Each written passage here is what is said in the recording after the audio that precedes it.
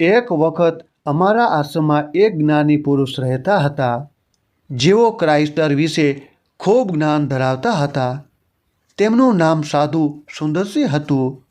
જ્યારે તેમણે મદ્રાસની મુલાકાત લીધી, ત્યારે હજારો લોકો તેમને સમુદ્ર કિનારે વ્યક્તવા આવતા સાંભળવા આવ્યા.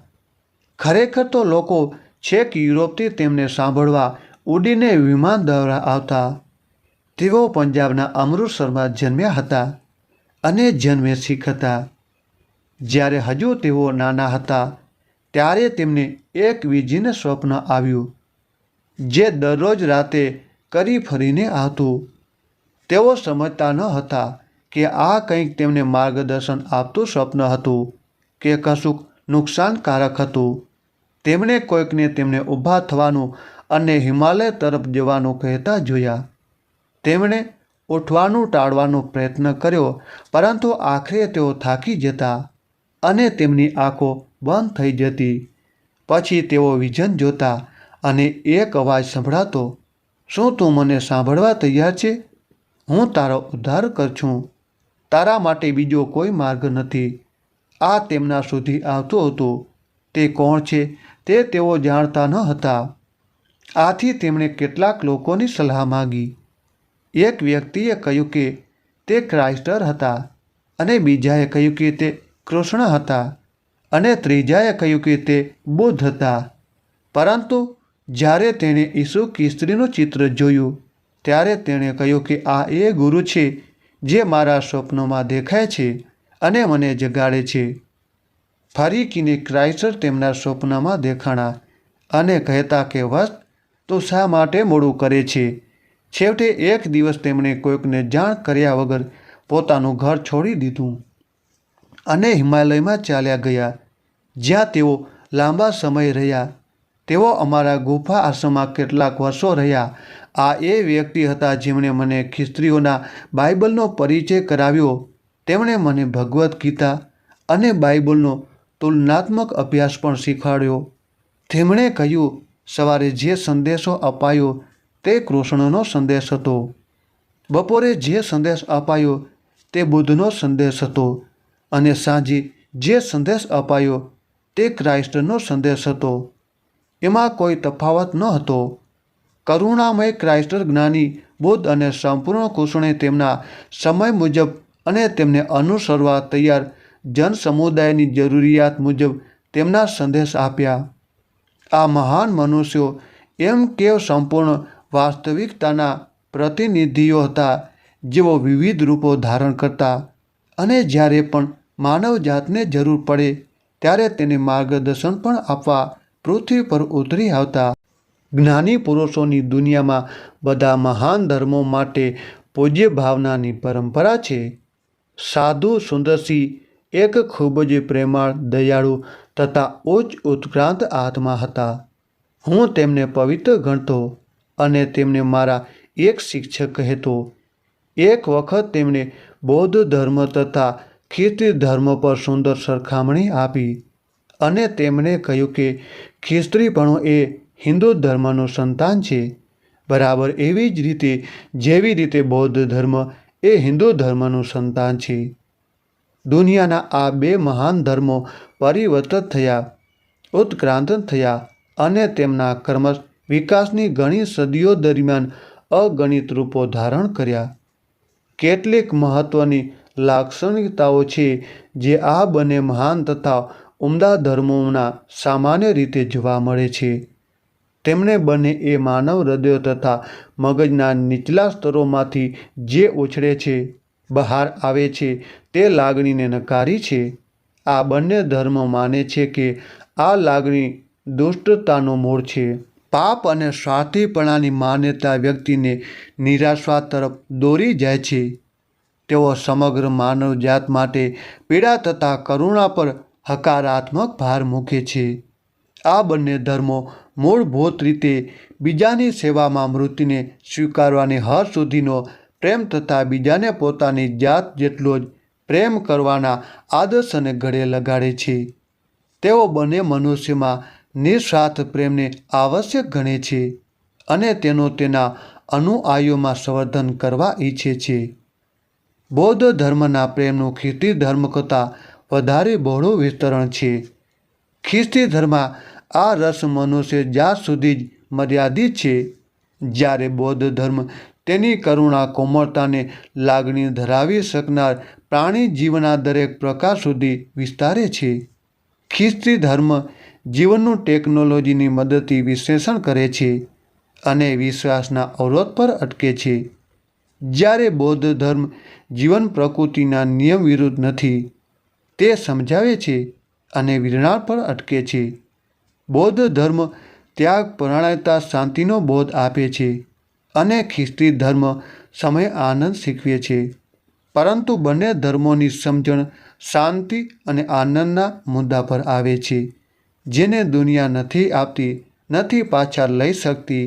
ખ્રિસ્તી ધર્મની જેમ બૌદ્ધ ધર્મ પણ ઈચ્છા શક્તિ પર ભાર મૂકે છે, પરંતુ નીતિ નિયમ જીવનના સંવર્ધનમાં તેઓ બંને શિસ્ત, તાલીમ તથા આદત ઘડવા પર ભાર મૂકે છે. તેમના ઉપદેશોના વધુ બહોળા પાસાઓમાં આ બે ધર્મો ખાસ વિભાજિત નથી. બુદ્ધનો એક અનુયાયી તેના વિચારો, શબ્દો તથા ક્રિયા પ્રત્યે ખૂબ જ ઉત્સુકતાપૂર્વક સભાન હોય છે. ઇતિહાસ પ્રગટ કરે છે કે જેઓ જીસસ સાથે રહ્યા હતા, તેઓ પણ તેમની પોતાની તુચ્છ જાતને બદલે વધુ વિશાળ જાતને સંપૂર્ણપણે સમર્પિત હતા. ખ્રિસ્તી ધર્મ અને બૌદ્ધ ધર્મ બંને વ્યક્તિઓને તેમની પોતાની નીતિમાં સંપૂર્ણતા ઈચ્છવા માટે ઉપદેશ આપવામાં માનતા હતા. બૌદ્ધ ધર્મ 4 ઉમદા સત્યોમાં માને છે, જે જાણે છે કે ઈચ્છા દુઃખના મહાન સ્ત્રોતોના મૂળમાં છે, અને ખ્રિસ્તી ધર્મમાં લાલગીક રીતે પશ્ચિમની તક ઝડપી અને તેનો ઉપયોગ કરવાની ઈચ્છા શક્તિનું કશુંક છે. બૌદ્ધ ધર્મીઓ તેમના સર્વોચ્ચ પ્રતીક તથા આદર્શ તરીકે એક ઊંડા ધ્યાનમાં તથા ચિંતન સંપૂર્ણ શાંત મુદ્રામાં બેઠેલ જ્ઞાની પુરુષની મૂર્તિ પસંદ કરે છે. ખ્રિસ્તીઓ એક ક્રુસાહરણ કરતા યુવાન ચિહ્નનો ઉપયોગ કરે છે, જે સર્વોચ્ચ પીડા પ્રેમ વડે જીતાય છે તેવું દર્શાવે છે. બુદ્ધ અને ક્રાઇસ્ટર બંનેની લાક્ષણિકતાઓ સમાન છતાં ભિન્ન છે. જીસસ સત્યના તીવ્ર ચાહક હતા. બુદ્ધ શાંત અને કરુણામય જ્ઞાની પુરુષ છે. બંને ધર્મોના આધ્યાત્મિક વલણોમાં સદાવન પ્રેગે વિરોધાભાસ છે. ખ્રિસ્તી ધર્મ ઈશ્વરવાદી છે, જ્યારે બૌદ્ધ ધર્મ દેખીતી રીતે યજ્ઞવાદી છે. આ વિરોધાભાસ સ્પષ્ટ કરે છે કે બંને ધર્મોના અનુયાયીઓએ, જ્યારે તેઓ એ સત્ય ભૂલીને કે બંને ધર્મો પાસે એક ચોક્કસ તજજ્ઞતા છે અને બંનેને માનવજાતને ઘડવામાં ફાળો આપ્યો છે, એવું પ્રતિપાદ કરે છે કે તેમના પોતાના ધર્મ બંને ધર્મના મૂલ્યો ધરાવે છે, તેઓ ભૂલ કરે છે. વેદોનો પાછળનો ભાગ ઉપનિષદ કહેવાય છે. આ ઉપનિષદો સાચા જ્ઞાની પુરુષના સંદેશા પહોંચાડે છે અને તેમના વિવિધ અર્થઘટનો છે. આ ઉપદેશો અનંત, વૈશ્વિક તથા સર્વ માટે બનેલા છે. કોઈ ચોક્કસ વ્યક્તિએ વેદોની સ્થાપના કરી નથી, પણ જ્ઞાની પુરુષોને તેમની સમાધિ થતાં ધ્યાનની સર્વોચ્ચ અવસ્થામાં આ ગહન સત્યો લાદ્યા છે. જ્ઞાનના આ સ્ત્રોતમાંથી 7 જુદા જુદા ફુવારા છૂટ્યા, જે ક્રમશ વિકસ્યા અને ઝરણા બન્યા. આ બ્રાહ્મ્ય જ્ઞાનના ઝરણા વૈશ્વિક છે. આર્યો વેદના જ્ઞાનના રક્ષકો હતા, પરંતુ પ્રશ્ન એ છે કે વેદોને કોઈ અનુસરે છે? વેદોમાં અગણિત માર્ગો સમજાવ્યા છે, જેઓ પરિત્યાગના માર્ગને અનુસરવા સક્ષમ નથી. તેમણે એ સમજવાનો પ્રયત્ન કરવો જોઈએ કે કર્મ કર્તાને બાંધી રાખે છે અને કર્મના નિયમમાંથી ભાગી છૂટવાનો કોઈ માર્ગ નથી. કર્મના કારણ અને અસરના બેવડા નિયમ છે. તેઓ અભિન્ન છે. પ્રગાઢ ભક્તિભાવ અથવા સમર્પણ અને પ્રેમ વગર કર્મ મોક્ષનો માર્ગ બની શકે નહીં. કર્મ આત્મજ્ઞાનના માર્ગમાં અવરોધો ઊભા કરીને માનવજાત માટે બંધનો સર્જે છે. પુનઃ અવતરણની ફિલોસોફી કર્મની ફિલોસોફી કરતાં અભિન્ન છે. તેઓ એક જ છે. જ્ઞાની પુરુષોનો માર્ગ એ ચિંતનાત્મક તથા ધ્યાનાત્મક માર્ગ છે. તે ત્યાગપરાયણ માર્ગો છે, છતાં દુનિયામાં મનુષ્યની જરૂરિયાતો પૂરી પૂર્ણ કરે છે. તે આધ્યાત્મિક જીવન તરફ જવા માટે વ્યવહારુ બોધપાઠ પૂરા પાડે છે અને દૃઢતાપૂર્વક અડગ શ્રદ્ધા જાળવે છે કે કુનેહપૂર્વક તથા નિસ્વાર્થ ભાવે પોતાની ફરજો પૂરી કરવાથી વ્યક્તિ અહીં અને હમણાં જ અંતિમ વાસ્તવિકતાને જાણી શકે છે. જેવી રીતે ખ્રિસ્તીત્વ અંદર રહેલા ઈશ્વરના રાજ્ય વિશે કહે છે અને બૌદ્ધિક નિર્વાણ વિશે કહે છે, તેવી રીતે જ્ઞાની પુરુષોનો માર્ગ આત્મજ્ઞાની અવસ્થાનો સંદર્ભ આપે છે. જ્ઞાની પુરુષોના માર્ગમાં વ્યક્તિ માત્ર પોતાના વિશેને જ્ઞાન વડે સંપૂર્ણ અવિભક્ત વાસ્તવિકતાનો અર્થ ગ્રહણ કરે છે. ખ્રિસ્તી ધર્મ તથા બૌદ્ધ ધર્મથી અલગ જ્ઞાની પુરુષોના માર્ગને પૂજાના આદર્શ તરીકે કોઈ ચોક્કસ પ્રતીક નથી.